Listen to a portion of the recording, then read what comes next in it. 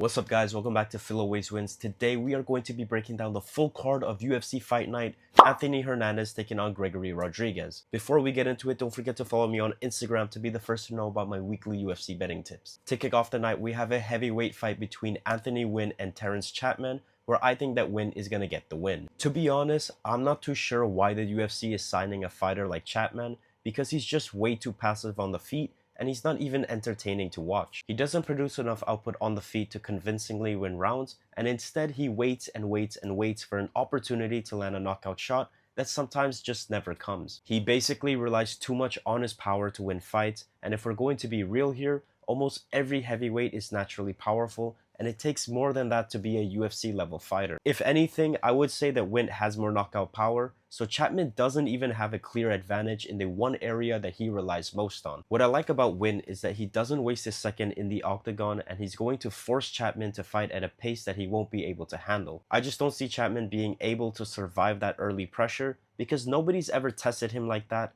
and given that Wintt is also the more athletic fighter, I could also see him effortlessly shooting for a takedown and finishing the fight via ground and pound. It just makes more sense to back the fighter that's faster and more explosive, and I reckon that Wintt will be able to overwhelm Chatman with his aggression until he finds an early knockout in round 1. Next up, we have a featherweight fight between Marcio Barboza and Ryan Cousset, and although I think that Barboza is going to win this fight, I don't agree that he should be a minus 1,000 favorite because I do see a world where Ryan Cousset could find the upset. Cousset's biggest advantage in this fight is his grappling, and he'll need to get this fight grounded as soon as possible to try and slow Barboza down before he gets knocked out. Barboza's grappling hasn't been truly tested quite yet, and so if Cousset can secure a takedown, he may be able to find a submission. Usually, when you do secure a takedown, you're supposed to choose position over submission, but I think that Cousset will need a submission to win this fight because he tends to slow down the longer the fight goes, and his takedowns will become more defendable. So I think that even if he racks up control time and wins a round or two, he's gonna gas out and get knocked out if he doesn't find an early sub. Now his opponent Barboza is a very nasty prospect, and he's one of those fighters that you can just tell are going to go very far in the UFC. He's coming off his debut win where he got one of the most nastiest knockouts that I've ever seen, and he's currently on a 5-fight winning streak with all of them coming by way of knockout in round 1. Although we haven't seen his takedown defense been tested quite just yet,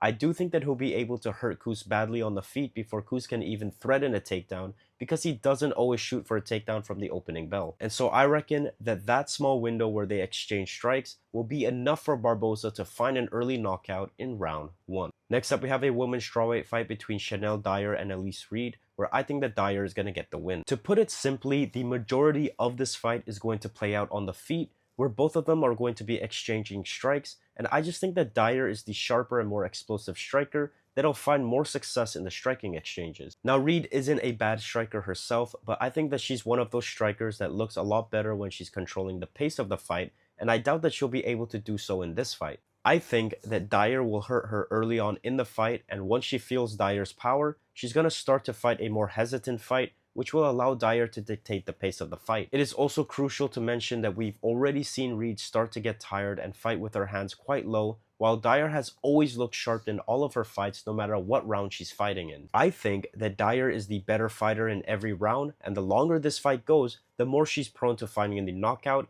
and I think that she's going to use her speed and power advantage to slowly break Reed down until she actually finds a knockout in round 2. Next up, we have a featherweight fight between Lerran Douglas and Jamall Emmerce, where I think that Douglas is going to get the win. The most likely outcome of this fight is Douglas getting yet another impressive round 1 knockout, but I don't agree that he should be a minus 390 favorite, and I think that everyone is underestimating Emmerce. I understand the hype behind Douglas because despite only having one fight in the UFC, he's one of the most explosive and technical strikers in the featherweight division, and he's very entertaining to watch because he almost always wins by knockout. And so yes, he is an exciting prospect, but there's still some questions that I have about him, like how good is he in the grappling exchanges, and does he have good takedown defense? And how will he perform in the later rounds against a decent UFC level opponent if this fight does go past round 1? He has more UFC experience than Douglas, and he's shown the experience in his last fight against Hyder Amil, where he started to mix in the takedowns when he was losing in the striking exchanges and ultimately won the fight via unanimous decision. But of course, I still think that Douglas is going to find the round 1 knockout because Emmerce is still a little bit old at 37 years old, and I think that Douglas just needs to land one clean combination to finish this fight. Next up, we have a lightweight fight between Stan Dorsainvil and Gaz Young, where I think that Young is going to get the win. Personally, I'm not betting on this fight because although I think that Young is going to win this fight, I think it'll be a competitive back and forth fight on the feet, where Young will have more output, but Stan will be the one mixing in the takedowns and racking up control time, and I could see either fighter winning a split decision. Stan has every tool in his arsenal to win this fight, but the reason that I'm not backing him to win is because he only has 5 MMA fights in his career, and now he's making his UFC debut this Saturday. I think that his lack of MMA experience is going to cost him in this fight, because usually he's still able to use his youth and athleticism to outwork his opponents, but Young is the same age as him, and no joke, he has triple the fighting experience that Stan has. Stan's biggest advantage in this fight is obviously his grappling, because if he's going to win this fight, I think he'll win by mixing in the takedowns and racking up control time. But the thing is that Young has already shown pretty solid takedown defense against higher level opponents,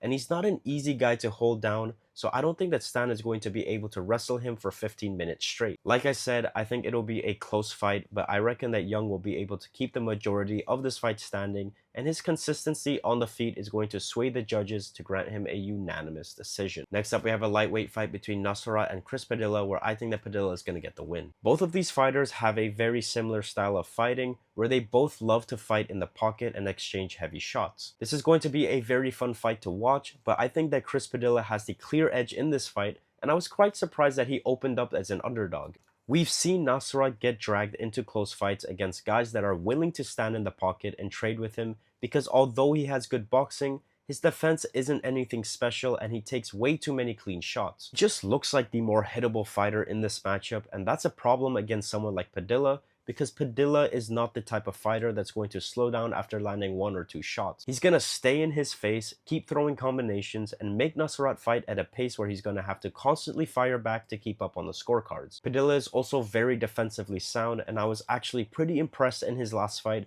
because despite fighting at such a high pace, not once did he get lazy defensively and start to drop his hands. And to be honest, that's really the difference for me, because both of these guys are going to land in this fight, but I think that Padilla is going to land the harder shots, and he's going to be the one that's pushing Nasarat backwards for the majority of the exchanges until he wins a unanimous decision. Next up, we have a middleweight fight between Jackson Mcvey and Schultz, where I think that Mcvey is going to get the win. Schultz comes into every fight with one plan and one plan only. All he does is shoot for takedowns, and sometimes he even accepts bottom position to try and find a submission off of his back. Personally, I don't really like backing fighters that are completely one-dimensional like Schultz, because everybody already knows what to expect, and if Schultz can't execute his game plan and find a submission, then he's guaranteed to lose this fight. But this is a fight where I could actually see Schultz winning, because Mcvey doesn't have the best takedown defense or submission defense, and he's been submitted in 2 of his 3 UFC fights. Mcvey also loves to fight in the clinch against the cage, where he lands nasty elbows and knees, but fighting in the clinch is going to give Schultz the opportunity to take Mcvey down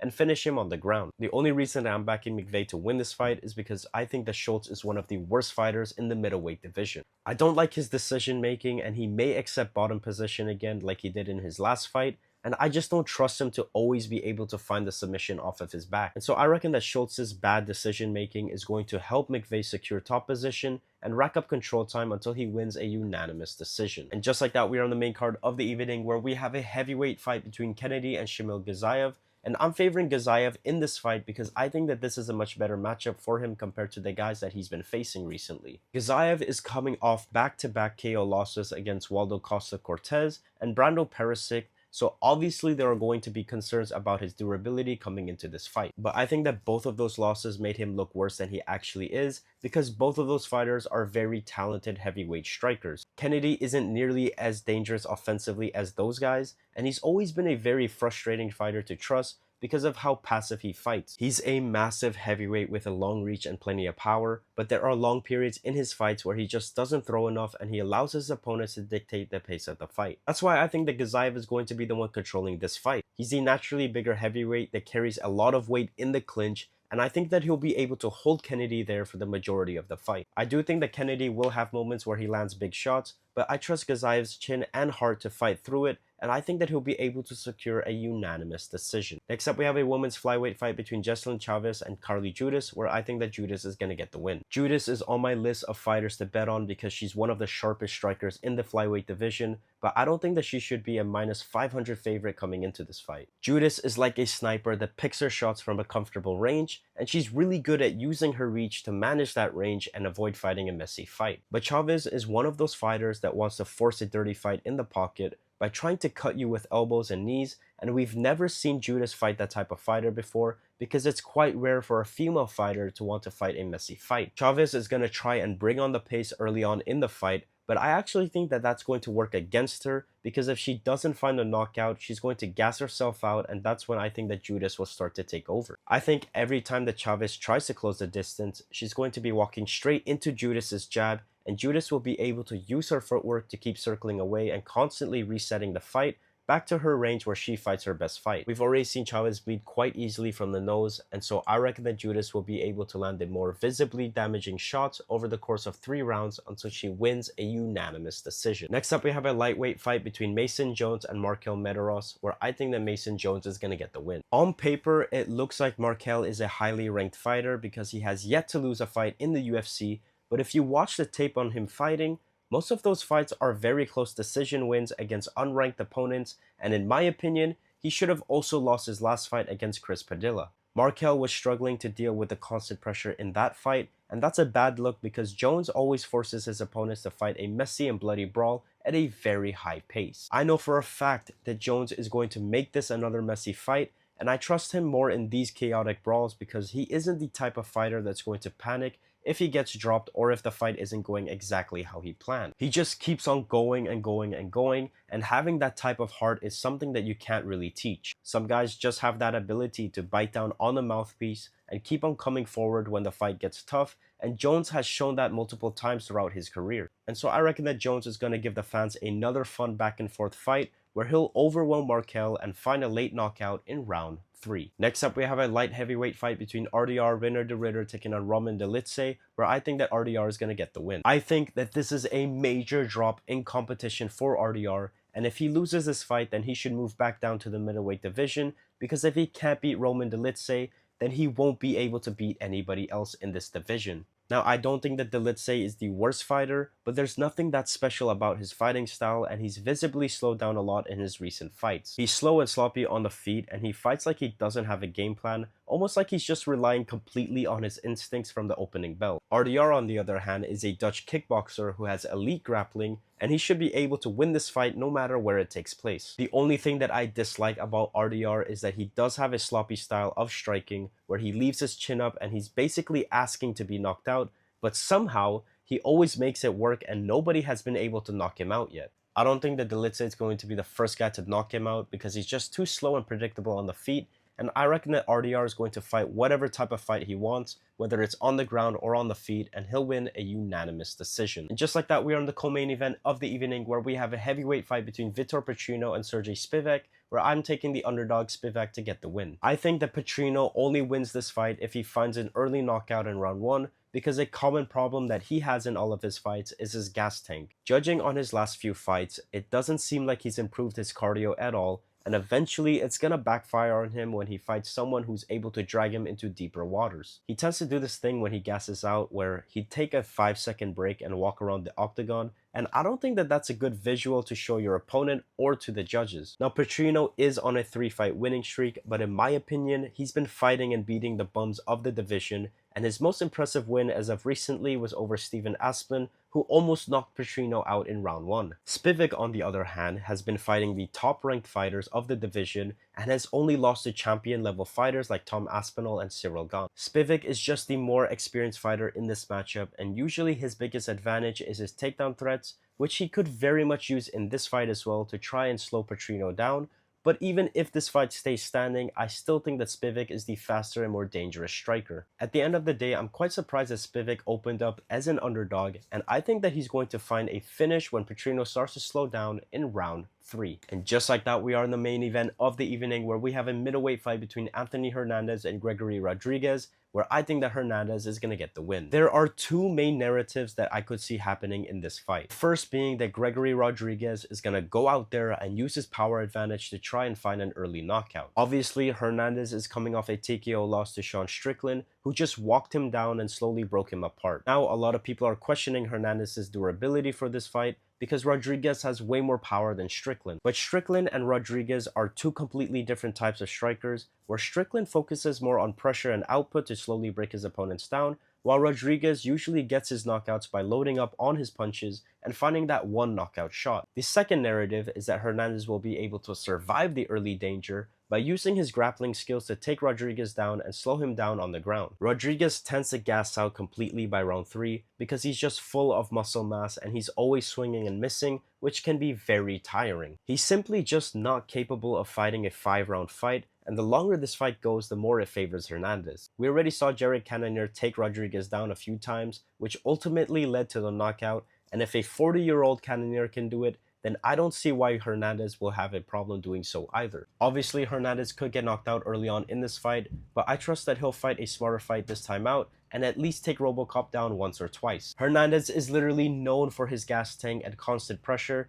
and so I think that he'll be able to successfully take Rodrigues down and tire him out until he finds a finish in round 4. And so that's going to do it for my full card breakdown of UFC Fight Night, Rodrigues taking on Hernandez. Make sure to let me know what you guys think in the comments, and don't forget to follow me on Instagram to know about my weekly UFC betting tips. Peace.